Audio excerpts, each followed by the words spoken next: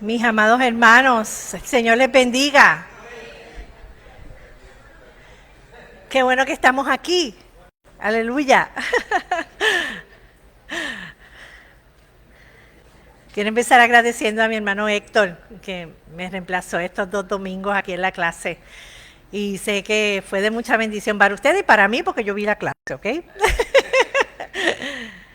Yo me voy de viaje, pero yo veo la clase y veo el culto. Así que no nos desconectamos completamente.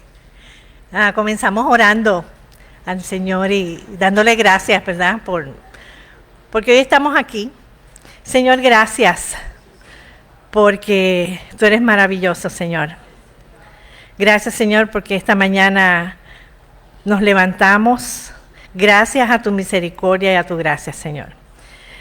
Y nos allegamos aquí a tu templo, a tu iglesia, para compartir tu palabra. Te damos gracias por estos momentos que podemos estar juntos compartiendo tu palabra y porque tú tienes mucho que decirnos, Señor. Te suplicamos por aquellos que vienen de camino, que los traigas con bien. Te suplicamos por aquellos que se conectan a la distancia, Señor, que también los bendigas a ellos. Y que al igual que nosotros aquí puedan sentir tu presencia y la administración de tu palabra. Gracias, Señor, y en tu nombre, Jesús, oramos. Amén. Amén.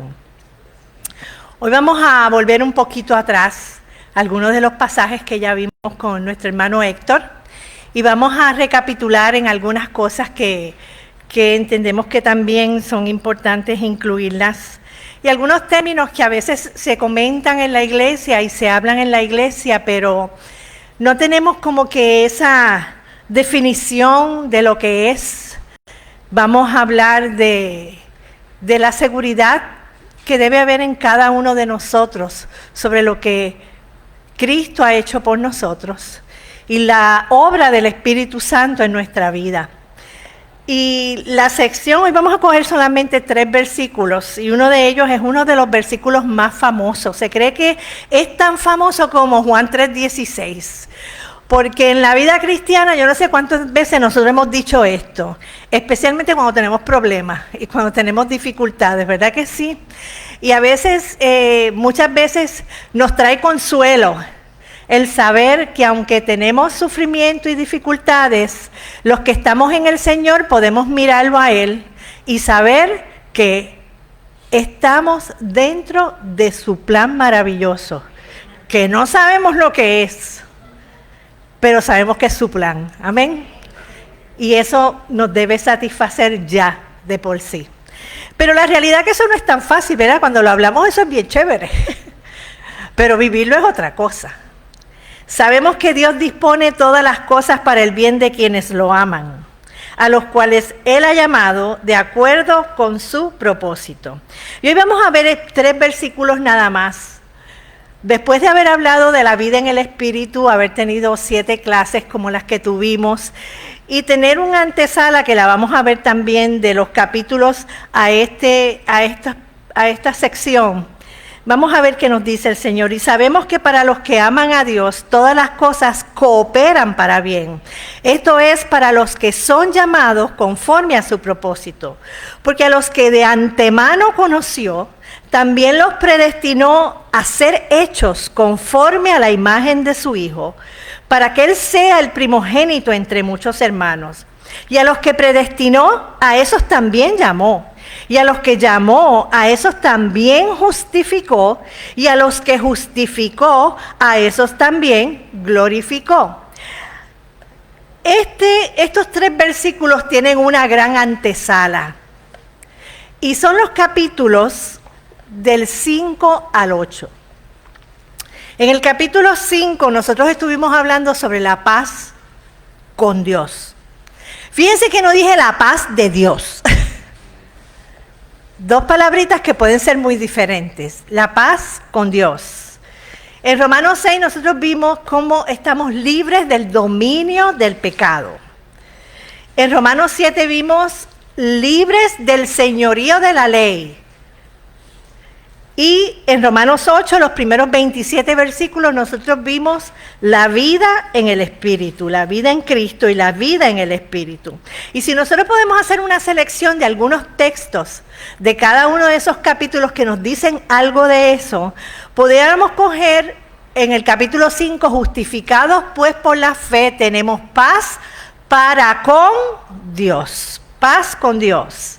En el capítulo 6 vimos este versículo que es muy importante cuando evangelizamos, porque la paga del pecado es muerte, mas la dádiva de Dios, ¿cuál es? Vida eterna, aleluya, en Cristo Jesús, Señor nuestro. En el capítulo 7 vimos, pero ahora al morir a lo que nos tenía subyugados, hemos quedado libres ¿de quién? Hemos quedado libres de la ley, porque vamos a servir no a la ley, no servimos a las cosas, no servimos a hacer las cosas bien, no servimos a las obras son consecuencia de nuestra vida en Cristo, amén. Así que nosotros a quien servimos realmente es a Dios. Y por supuesto el capítulo 8 que nos llevó ¿a qué? A que vivir en Cristo es vivir en el Espíritu, que no hay condenación para los que estamos en Cristo Jesús, porque no vivimos conforme a la carne, sino vivimos conforme ¿a quién? Conforme al Espíritu de Dios. Amén. Y ese capítulo, a través de esos 27 versículos, nos llevó a cómo es esa vida en el Espíritu.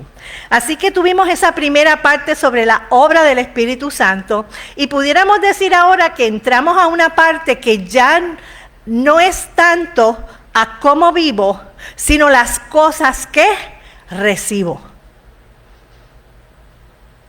Y recibo seguridad, y recibo protección y el cuidado de Dios. Amén. ¿Verdad que son cosas que nos pasamos pidiéndole a Dios? Que nos proteja y que nos cuide. Amén. Y la palabra de Dios es tan clara para nosotros y qué bueno que la tenemos. Así que nosotros comenzamos en ese capítulo 8, en esos 27 primeros versículos, a ver que la vida en el Espíritu nos da una serie de bendiciones. A nosotros nos encantan las bendiciones, ¿cierto? Nos encanta que el Señor nos bendiga, pero a veces queremos que nos bendiga de otra forma, con las cosas que a nosotros nos gustan. Pero las bendiciones del Señor van mucho más allá que aquello que nos gusta, ¿verdad? Y aquello que le pedimos. Así que nosotros vimos esta serie de bendiciones en esos primeros 27 versículos. Primeramente, que somos libres de toda condenación por el pecado. Cristo llevó mis pecados en la cruz. Los de antes, los de ahora y los de después. Porque mientras vive en este mundo, el pecado nos asedia. Pero esos pecados Él también los llevó a la cruz. Vimos también la esperanza de la vida eterna. Vimos también la certeza de que somos hijos de Dios. Pablo decía que somos herederos de Dios, coherederos con Cristo. Y vimos también que a pesar de todas esas bendiciones no estamos exentos ¿de qué? De sufrir. No estamos exentos de tener dificultades. Podemos sufrir en cualquier momento. Así que en el tiempo presente, como decía la palabra, podemos tener ¿qué? Persecuciones y podemos tener también ¿qué? Angustias. Pero lo mejor de todas las cosas, ¿cuál es? Que hay alguien que intercede por nosotros, ¿verdad que sí? Y es el Espíritu de Dios, es la obra intercesora del Espíritu Santo. Y de hecho ese versículo es la antesala a este pasaje tan famoso. Y el Padre, quien conoce cada corazón, sabe lo que el Espíritu dice, porque el Espíritu intercede por nosotros los creyentes en armonía ¿con qué? Con la voluntad de Dios. ¿Cuántas veces usted ha orado porque usted quiere hacer la voluntad de Dios? Oramos mucho por eso, aunque después nos rajemos en el camino. Y fíjense que el Espíritu Santo intercede por nosotros para que realmente se cumpla que nuestra vida esté en armonía ¿con qué? Con lo que Dios quiere para nosotros, con la voluntad de Dios. Así que nosotros en esa antesala, nosotros podemos ver en esos versículos 18 al 27, 2 de las 3 razones por las cuales nosotros los creyentes podemos tener esperanza en medio del sufrimiento y en medio de nuestras aflicciones. En esos versículos, en el versículo 18, el apóstol Pablo nos dijo que la gloria que se va a manifestar en nosotros va a sobrepasar las aflicciones que en este tiempo nosotros tenemos. Y este tiempo es corto. Lo que pasa es que a veces nosotros nos creemos que este tiempo es largo. Y más si hemos vivido un poquito mucho. ¿Ah? Decimos que este es un gran tiempo. Pero ¿sabe qué? Esta es nuestra vida más corta. Porque nuestra vida es eterna. Aleluya. Y el versículo 27 nos dice la otra razón por las cuales nosotros los cristianos podemos tener esperanza en medio del sufrimiento, y es que nosotros sabemos que el Espíritu Santo nos ayuda a soportar esas aflicciones. Él está con nosotros, ayudándonos. Así que esta transición que va a hacer el apóstol Pablo entre esta primera parte sobre la vida en el Espíritu, y cuando entramos entonces a esta parte, nosotros vamos a ver bendiciones aún mayores de esas que vimos en esa primera parte. Porque el apóstol Pablo termina esta sección, este capítulo 8, con lo que los comentaristas llaman con un incremento progresivo. ¿Por qué? Porque esta bendición es más grande que todas las que ha dicho hasta el momento. Y que la recibe ¿quiénes? Solamente aquellos que han entregado su vida completamente al Señor. ¿Será importante esa palabra? Los que hemos entregado nuestra vida completamente al Señor. Así que la intención del apóstol Pablo es que afirmar de una forma bien categórica, número 1, la certeza de la salvación. ¿Salvo o no salvo? No, hermano, salvo. Amén. La seguridad de que pertenecemos a Cristo, la seguridad de que Él nos ha salvado, pero también la seguridad eterna que tenemos los creyentes, que la vamos a recibir y la recibimos cuando estamos en Cristo y permitimos que el Espíritu Santo de Dios nos siga ¿qué? Transformando, y se llama santificación. La salvación y la santificación son los 2 procesos más importantes en la vida de un cristiano. De ahí sale todo lo que nosotros somos en el Señor. ¿Y cómo comienza este incremento? Con el versículo que ya vimos. Sabemos que los que aman a Dios, usted lo puede decir de memoria, hermano, recítelo, ni tiene que leer la Biblia, ¿verdad que no? Y sabemos que los que aman a Dios, todas las cosas les ayudan ¿a qué? A los que conforme a su propósito son llamados. Ese pedacito a veces lo dejamos. Nos quedamos en el bien, ¿verdad que sí? Cuando vemos una versión popular, la versión popular dice, ahora bien, sabemos que Dios dispone todas las cosas para el bien de quienes lo aman, los que han sido llamados de acuerdo a su propósito. Y una de las cosas que les he enseñado y he comentado con ustedes, que cuando nosotros vamos a un versículo bíblico, a un pasaje bíblico, nos gusta que mirar aquellas palabras que sobresalen en el texto, ¿verdad que sí? Hay unas palabras que nos dicen mucho, y le podemos hacer así y sacarlas así y decir, ¿qué me dice esta palabra? Son como palabras claves. Y eso es lo que nosotros vamos a hacer esta mañana. Mirar esas palabras claves y ver qué nos dicen esas palabras y qué quiere decir el apóstol Pablo. Y la primera frase es clave, ¿por qué? Porque habla de ¿qué? De un conocimiento. Habla de saber. Y en la carta el apóstol Pablo ha usado esta expresión 3 veces más. En el capítulo 3 sabemos que cuánto dice la ley. En el capítulo 7 sabemos que la ley es espiritual. Y en el capítulo 8 sabemos que la creación entera gime. Ha usado la misma expresión que está usando ahora. Sabemos es estimar algo que es seguro. Algo que realmente estamos plenamente seguros de ese conocimiento. Ese es el verbo que está usando el apóstol Pablo. Y se trata de un conocimiento que no solamente es de aquí, sino también es ¿qué? Experimental, es de vida, es la experiencia que tenemos. Hay cosas que las podemos saber, pero no las hemos vivido, ¿verdad que sí? a veces las han vivido otros y no nosotros. Pero sabemos que está hablando el apóstol Pablo, sabemos que él está diciendo, lo que nos está diciendo es que no solamente lo conocemos en nuestra mente, sino también es algo que hemos vivido. ¿Y qué es lo que sabemos? Vamos a ver, ¿qué es lo que sabemos? Lo que sabemos es que las situaciones adversas, las angustias que podemos vivir, son cosas que pueden ser superables cuando uno tiene la certeza de que Dios está en nuestro favor, Dios está a favor de los suyos, y no solamente ahora, sino que Él siempre ha estado a favor de los suyos. Porque a veces miramos aquí ahora. Pero ¿qué sucede? Cuando nosotros miramos la palabra de Dios, nosotros sabemos lo que Dios ha hecho y hace por los suyos. A través de la historia, ¿cuántos de nosotros hemos estado maravillados toda nuestra vida con la historia de José? ¿Verdad que es una historia de dolor, de aflicción, hasta llegar a dónde? A ser el gobernador de la tierra de Egipto. De hecho, ahora hay hasta una serie de televisión. ¿Cuántos están juqueados con la serie de televisión de José? ¿Verdad? ¿Por qué? Y es la única historia que tiene la palabra de Dios para nosotros. Abraham, Moisés, Jacob, Ana, Esther, Ruth. ¿Fueron vidas de qué? ¿Vidas color de rosa? No, la palabra de Dios está llena de ¿qué? De todos los problemas que un ser humano puede tener, ¿verdad que sí?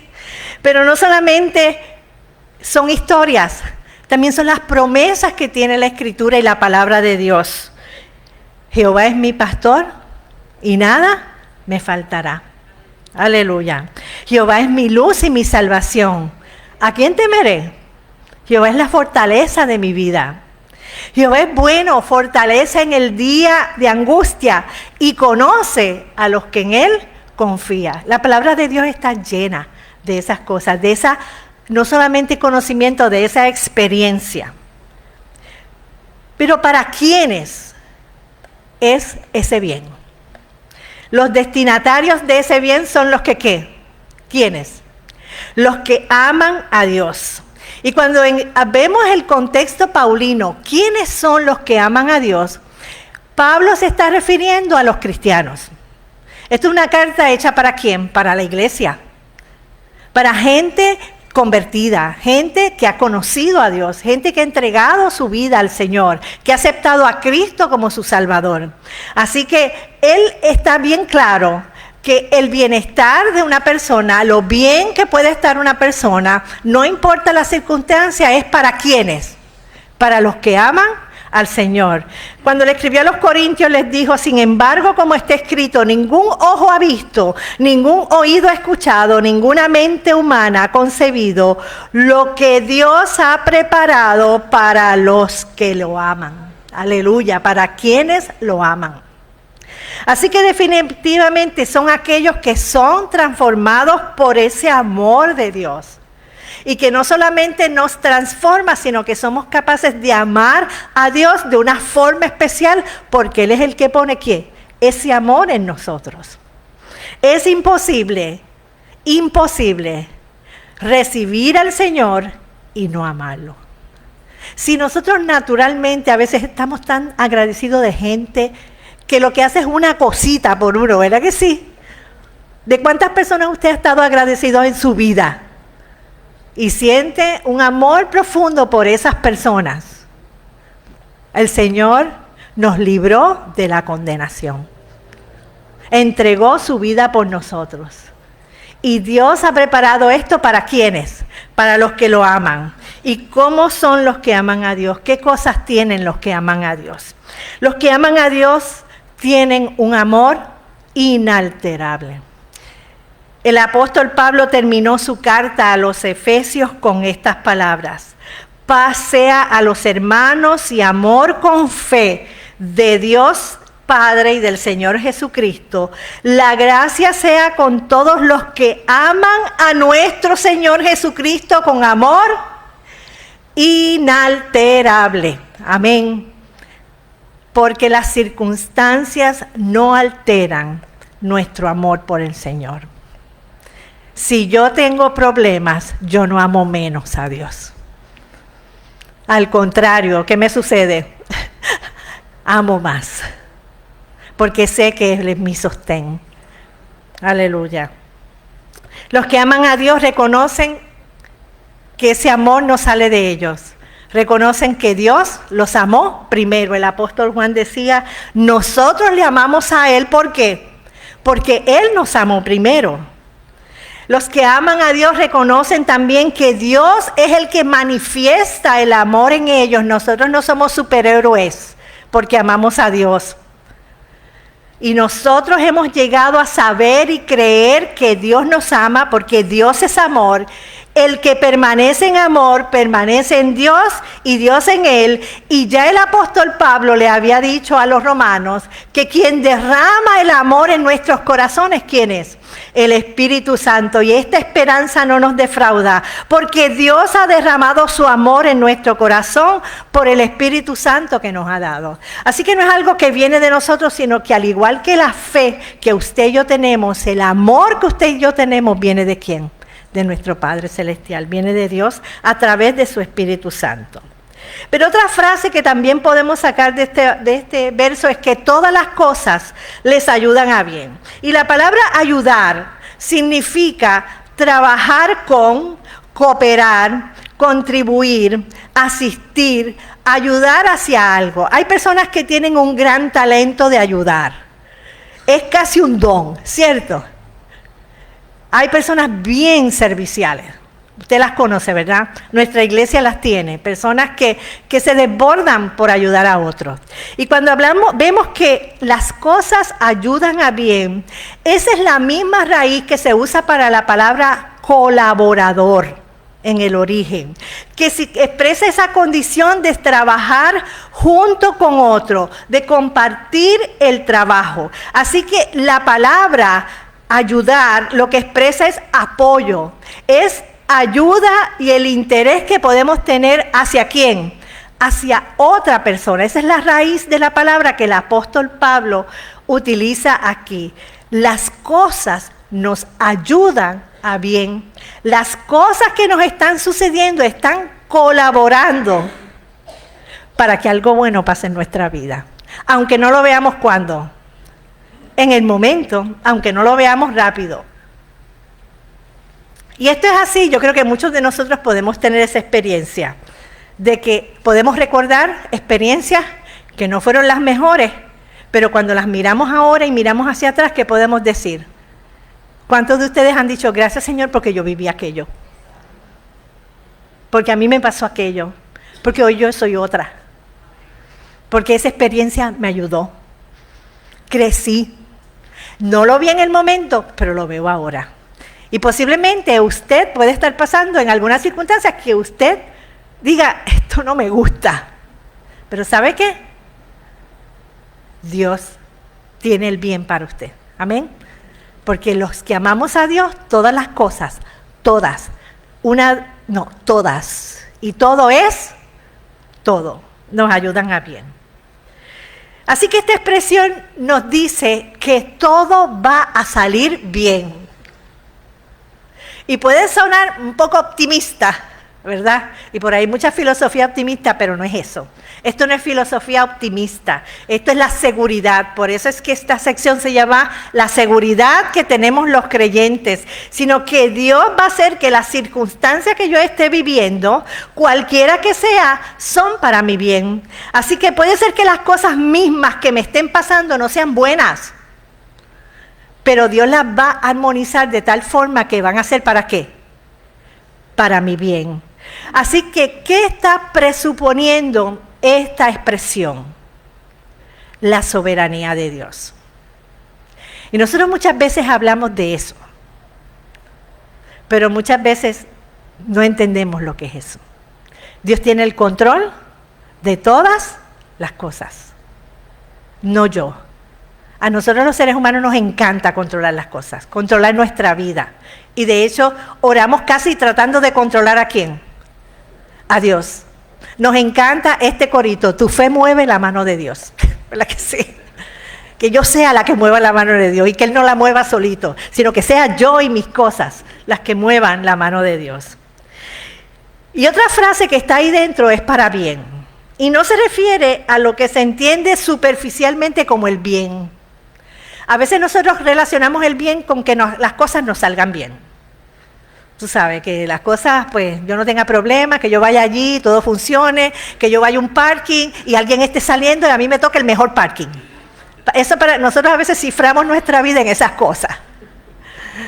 Y decimos, gloria a Dios y todo eso, qué bueno, eso fue el Señor que me dio ese parking. ¿Verdad que sí? Usted lo ha dicho, porque yo lo he dicho, hermano. Yo lo he dicho también. Y es que nosotros vemos al Señor hasta en las cosas más pequeñas, ¿verdad que sí? Eso no es malo, hermano.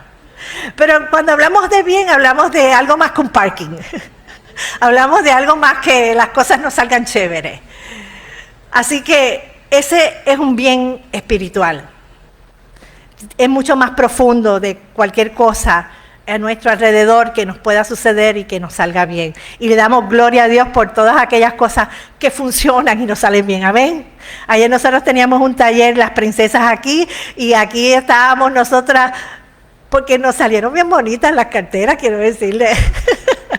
Y vimos la mano de Dios en muchas de nosotras que no tenemos talento. Así que es un bien eterno. Es un bien que tiene que ver con nuestra salvación, con nuestra santificación y con nuestra vida en el reino de Dios. Porque nosotros vivimos en el reino de Dios. Nosotros no somos parte de este mundo, por eso es que hay veces que la palabra habla de que somos peregrinos y extranjeros, y nuestro bien no se cifra en las cosas que podemos tener en este mundo, sino que trasciende. Nada puede hacer daño efectivamente a una persona que esté en el Señor, a los que realmente amamos a Dios, en ese sentido más profundo de la palabra. Aunque un ejército acampe contra mí, no temerá mi corazón. ¿Y qué es lo que está diciendo el salmista? Está diciendo que aunque las cosas más grandes estén en contra mía, yo sé quién está conmigo. Amén. Y de esa seguridad es que está hablando el apóstol Pablo. Todo lo que les puede pasar a una persona va a servir para ayudarnos en ese camino de la salvación, en ese camino de la santificación. Va a confirmar nuestra fe y nos va a acercar más a Dios. Y de hecho ahí es que se define si realmente he entregado mi vida al Señor. ¿Cuántas personas la vida se empieza a poner difícil y se alejan de Dios? ¿Qué podemos descubrir? Que realmente no habían conocido al Señor, ¿verdad que sí? Que el Señor fue una decisión que un día tomaron, pero no fue una decisión muy segura. Y el primer vientito con que nos azota, ¿qué va a pasar? Los hace mirar atrás.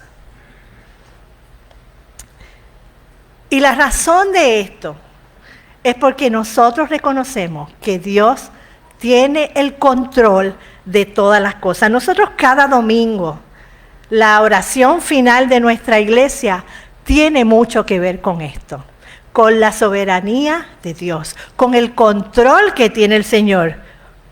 Y usted lo dice en sus labios cuando el pastor lo dice, ¿verdad? También. Y aquel que es poderoso para guardarnos sin caída y presentarnos sin mancha delante de su gloria. Eso es el bien de Dios. Es el único que puede hacer eso por nosotros. Aleluya. Pero ¿para quiénes es este obrar de Dios? El obrar bien de Dios. Y ya dijimos que al principio dice que los que aman a Dios. Pero esa frase, él la termina, ese obrar de Dios, resulta en bien, no es para todo el mundo. Y nosotros muchas veces en la iglesia cometemos el error de decirle ese texto ¿a quién? A Villegas y todo el que llega. Y este es un texto ¿para quién? Para la iglesia. Para el creyente, para el que ha creído el Señor. Porque los que reciben este bien, ¿quiénes son? Primeramente los que aman a Dios, ¿cierto? Y los que son llamados conforme a su propósito.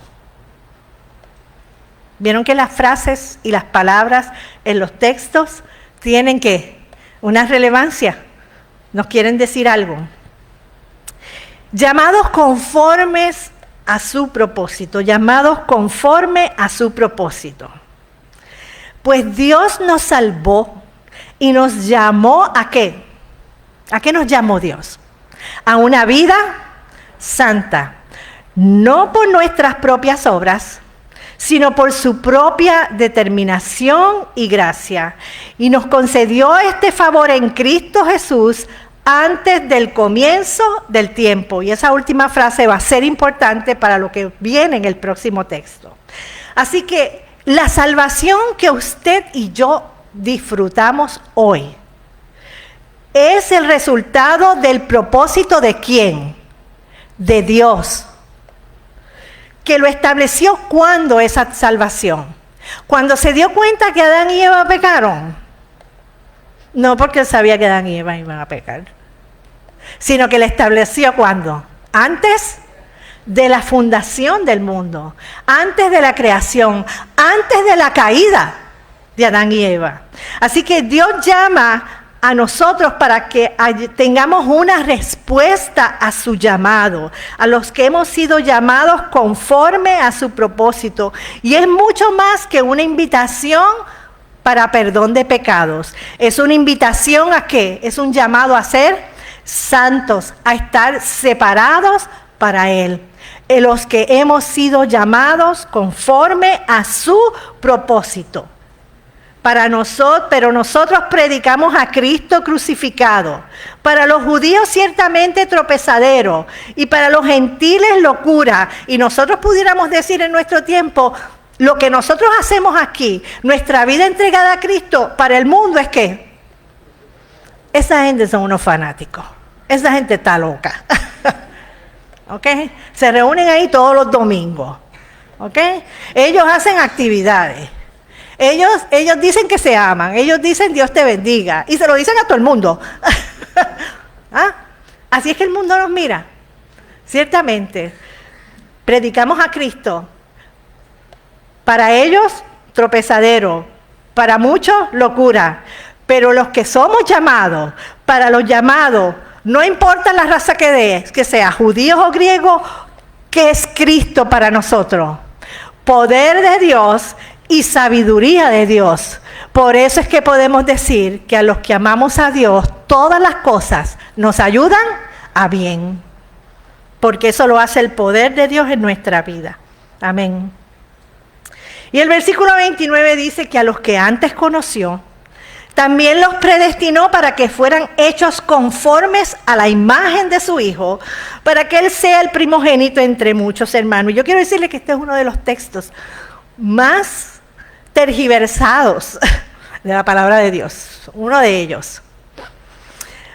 Vamos a verlo en una versión, la Nueva Traducción Viviente. Pues Dios conoció a los suyos de antemano y los eligió para que llegaran a ser como su Hijo, a fin de que su Hijo fuera el hijo mayor entre muchos hermanos.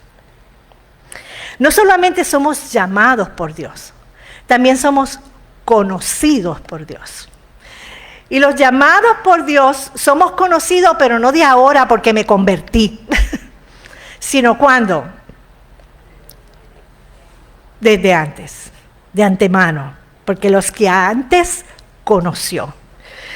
Y el verbo que el apóstol Pablo está usando aquí expresa esa idea de un conocimiento anticipado o un conocimiento previo. Y ese conocimiento anticipado, el apóstol Pablo lo está vinculando con el propósito de la salvación. Fíjense que aquí está hablando del preconocimiento divino y la palabra que se utiliza teológicamente es presciencia, no presencia, presciencia. Fíjense que cuando nosotros miramos al profeta Jeremías, su libro comienza: antes que te formara en el vientre te conocí, y antes que nacieras te santifiqué, te di por profeta a las naciones. Y eso es lo que se llama conocimiento previo, porque Jeremías no había nacido y ya Dios lo había separado para ser su profeta. Pero vamos a verlo un poquito más en su definición. Presciencia quiere decir conocer de antemano. Y ese verbo viene griego proginosko y su sustantivo es prognosis. ¿Alguien conoce esa palabra? ¿Quién hace eso? ¿Quién le hace un pronóstico a usted? El médico no hace un pronóstico. El del tiempo a veces falla. Dijo que hoy iba a llover todo el día. Gracias a Dios, no. Pronóstico, porque es un conocimiento que previo, muy bien, de antemano. Así que son palabras compuestas por pro, que quiere decir antes, y ginosco, que quiere decir conocer, entender, percibir, estar familiarizado con Dios. La Escritura usa estos términos para indicar el conocimiento de las cosas antes de su existencia. Así que de las 7 veces que esta palabra se usa en el Nuevo Testamento, 2 se refiere al conocimiento humano y 5 veces se refiere al conocimiento divino, que es el conocimiento de Dios. Y este pasaje es uno de esos pasajes que tiene ese verbo.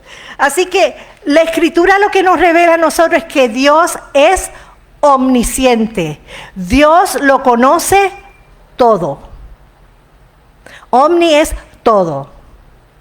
Así que Dios tiene un conocimiento de todas las cosas pasadas, presentes y futuras.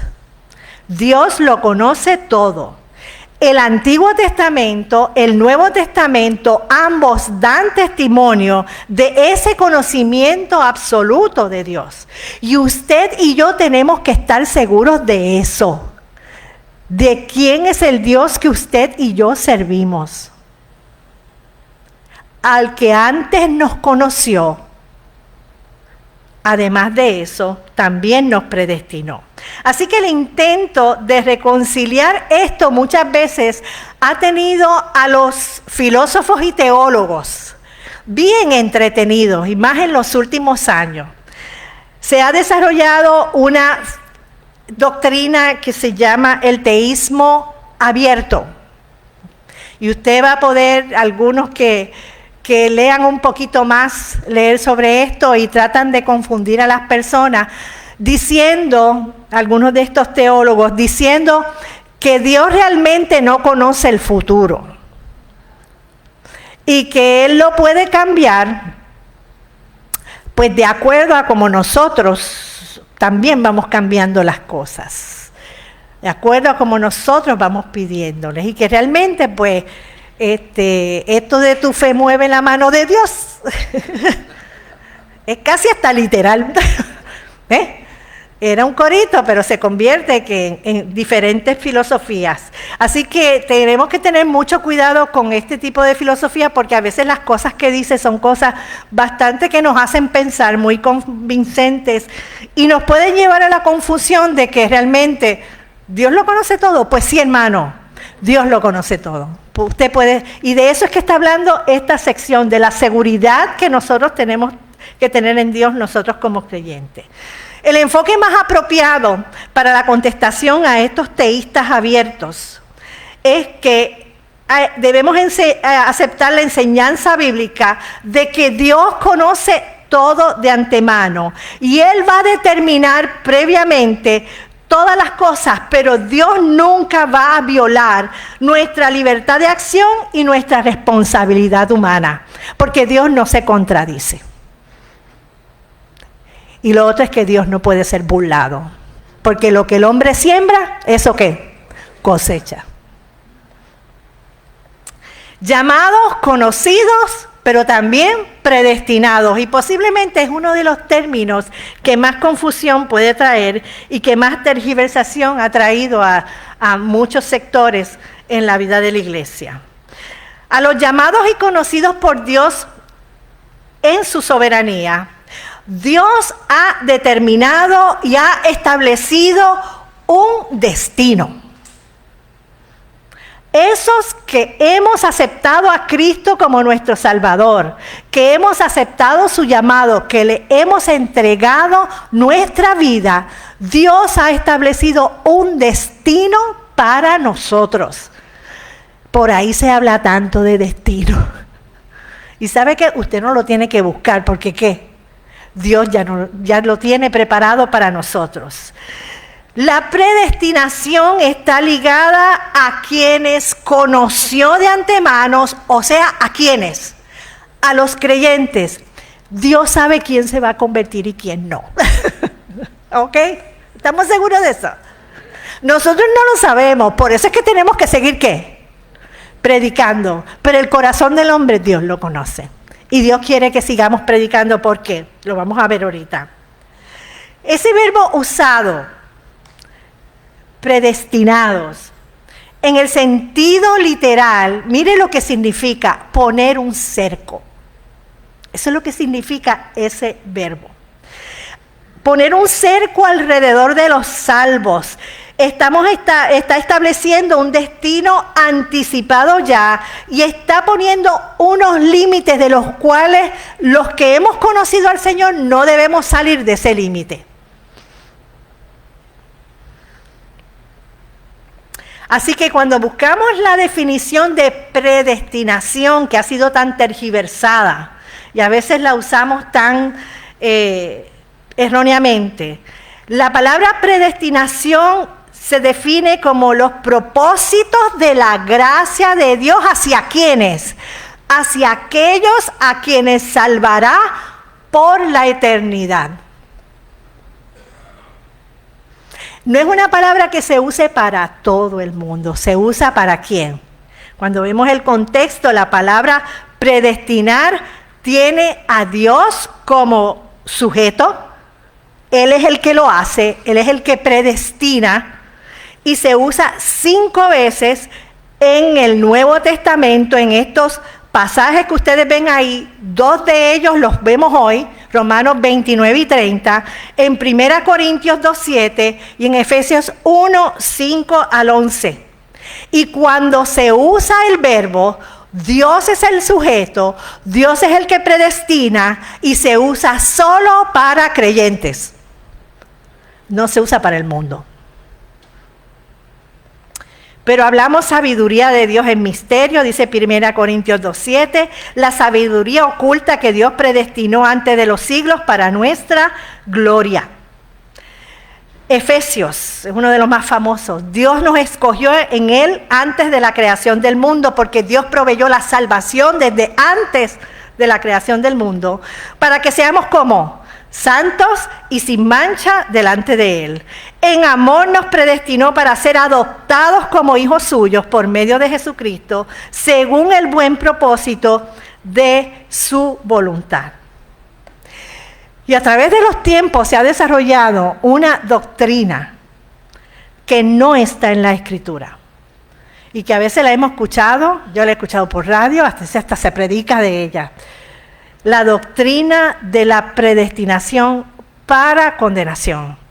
Hermano, eso no está en la palabra de Dios. ¿Por qué? Pues Él quiere que todos sean salvos y lleguen a conocer la verdad. Porque hay un solo Dios y un solo mediador entre Dios y los hombres. ¿Quién? Jesucristo. Así que tenemos que seguir predicando porque Dios quiere que todos procedan al arrepentimiento. El Señor no tarda en cumplir su promesa, según entienden algunos la tardanza. Más bien Él tiene paciencia con ustedes, porque no quiere que nadie perezca, sino que todos se arrepientan. Así que, ¿para qué nos predestinó? Entonces, ¿qué es esto? ¿Qué tiene que ver eso con nosotros? El destino que estableció Dios para nosotros los creyentes es que seamos hechos conformes a la imagen de su Hijo Jesucristo. Y la palabra conforme es un adjetivo que significa que los creyentes adquieran la forma, la imagen de Cristo. Así que la imagen de Cristo es lo que le va a permitir al creyente reflejar la gloria de Dios en un mundo que vive como en tinieblas. ¿Cuántas veces a usted le ha dicho, yo veo en ti algo diferente? ¿Y sabe qué? Es que Cristo vive en usted. Aleluya. Y usted va tomando, ¿qué? La forma de Cristo. Y eso se llama santificación también. Y ese cambio progresivo no lo hacemos nosotros. ¿Quién lo hace? Ya Pablo estuvo 27 versículos diciendo que quien hace eso, ¿quién es? El Espíritu Santo en la vida de cada creyente. Así todos nosotros que con el rostro descubierto reflejamos como un espejo la gloria del Señor, somos transformados a su semejanza con más y más gloria por la acción del Señor, que es el Espíritu. Es algo progresivo. Así que seamos conformados a la imagen de Cristo para que Él sea el primogénito entre muchos hermanos. Tiene ese propósito. Y la predestinación divina para nosotros, los que hemos sido llamados, tiene como objetivo que Cristo, el Hijo de Dios, es el primogénito. Él está sobre todos nosotros, entre muchos hermanos que somos ustedes y nosotros y la iglesia de Cristo. Amén. Somos entre muchos hermanos. ¿Por qué? Porque eso indica que la iglesia de Cristo va ¿qué? Va en progreso. Cada vez más y más aceptan a Cristo como su Salvador y se unen a la iglesia de Cristo. Pero vivimos en un mundo en tinieblas. Así que Él nos prepara, Él nos hace ese cerco para que nosotros ¿qué? Reflejemos a Cristo en nuestra vida. Y termina este versículo, esta sección con esto. A los que predestinó, también los llamó. A los que llamó, también los justificó. Y a los que justificó, también los glorificó. En la versión Dios habla hoy dice, y a los que Dios destinó desde un principio, ¿ve? Predestinó, destinó desde un principio, también los llamó. Y a los que llamó los hizo justos. Y a los que hizo justos les dio parte en su gloria. ¿Qué nosotros vemos en este versículo de esta sección? Nosotros vemos el plan de Dios. Y una de las verdades más difíciles de nosotros aceptar en nuestra vida cristiana es que todo lo que ocurre en nuestra vida está bajo el control de Dios y que va a contribuir a nuestro crecimiento y a nuestra edificación espiritual.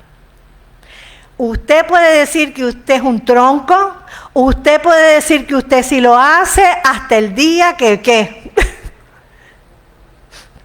llegó la situación difícil, que llegó la enfermedad, que llegó el sufrimiento. En un principio, todos, ¿qué hacemos?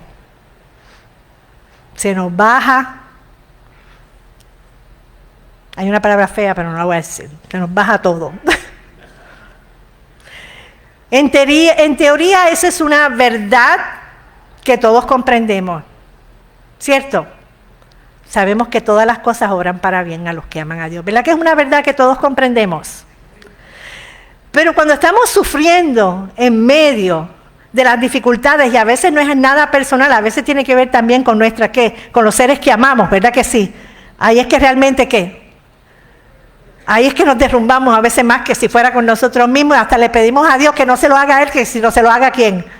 A uno, que no se enferme, que me enferme yo, Señor. Hemos dicho hasta eso, ¿cierto? Siempre preferiríamos que Dios evitara las pruebas para nosotros, ¿verdad que sí? Eso es natural en todos nosotros.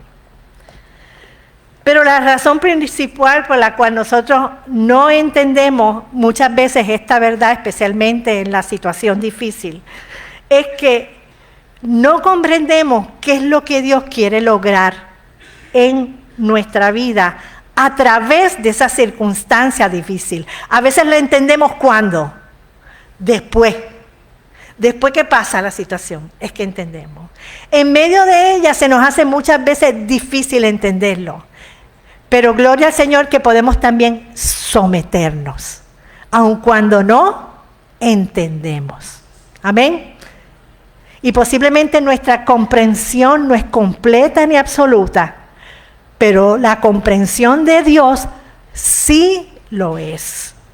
Y ese pasaje, ¿qué hace el apóstol Pablo? En ese pasaje el apóstol Pablo nos traza ese plan de Dios para llevarnos a un punto, y se llama la glorificación con Cristo.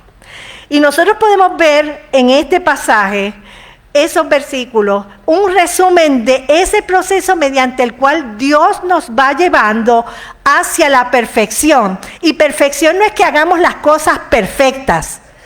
Cuando la palabra de Dios habla de perfección, habla de ser completos en Cristo. ¿Bien? Perfectos no somos, porque fallamos a cada rato. Pero eso no elimina la perfección de Dios en mi vida, porque Él quiere hacerme completa en Él. Así que cuando nosotros reconocemos que cada aspecto de nuestra vida, cada parte de nuestra vida, cada área de nuestra vida, aún en los momentos más difíciles de nuestra vida, forman parte del plan de Dios, parte de su plan, yo soy parte de su plan y lo que me está pasando es parte del plan de Dios, nosotros podemos alabar a Dios.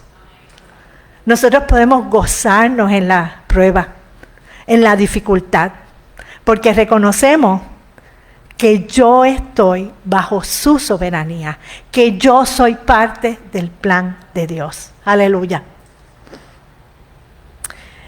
Y la condición para poder tener esa convicción en nuestra vida de que hemos sido llamados conforme a su propósito, de que somos hijos por medio de la fe en Cristo, es poder también aceptar que el Señor va a completar su plan en mi vida.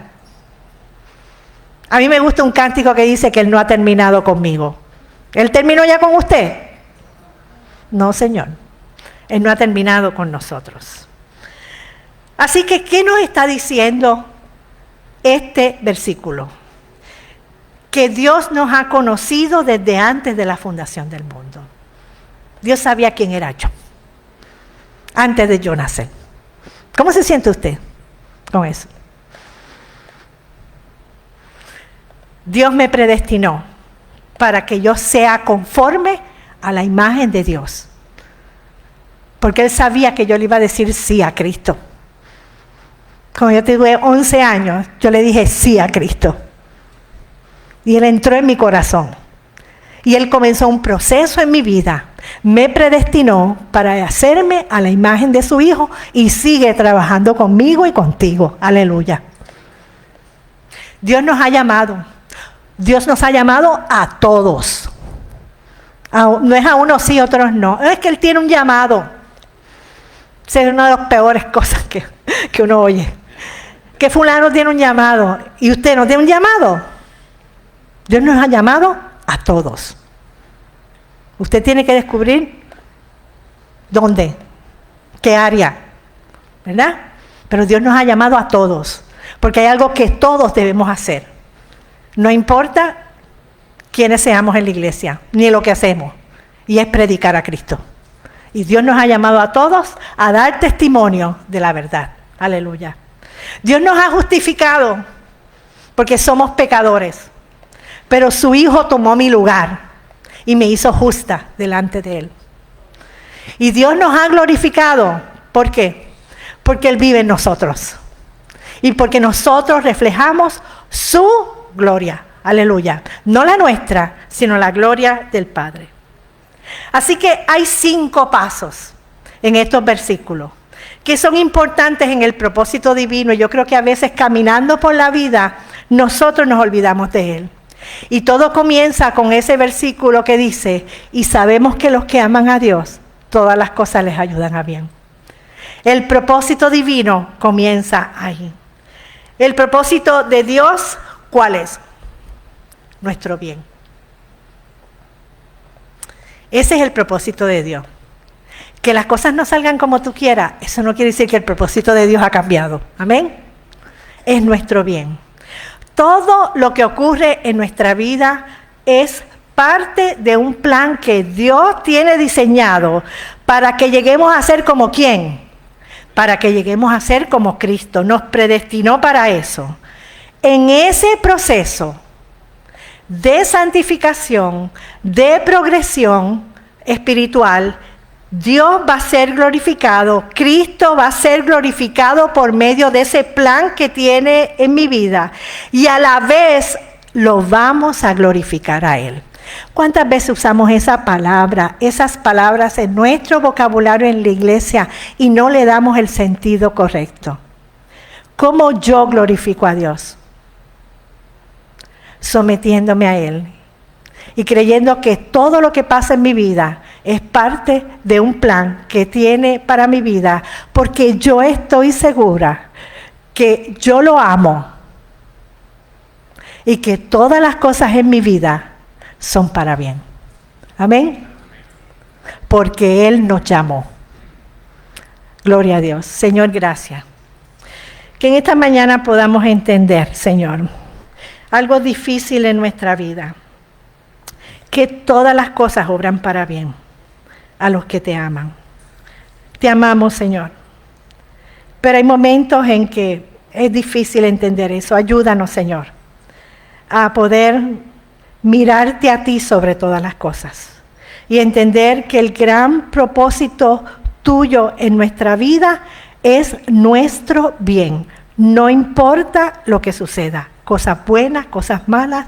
Ayúdanos, Señor, a hacer de este propósito y este proceso en nuestra vida una realidad. Y que cada día que nos levantemos cada mañana, digamos que lo que me va a pasar hoy es para bien, porque estoy dentro del plan de Dios. Y todo lo que Él quiere para mí es el bien. Ayúdanos, mi Dios. En tu nombre, Jesús, oramos. Amén. Señor les bendiga, amados hermanos.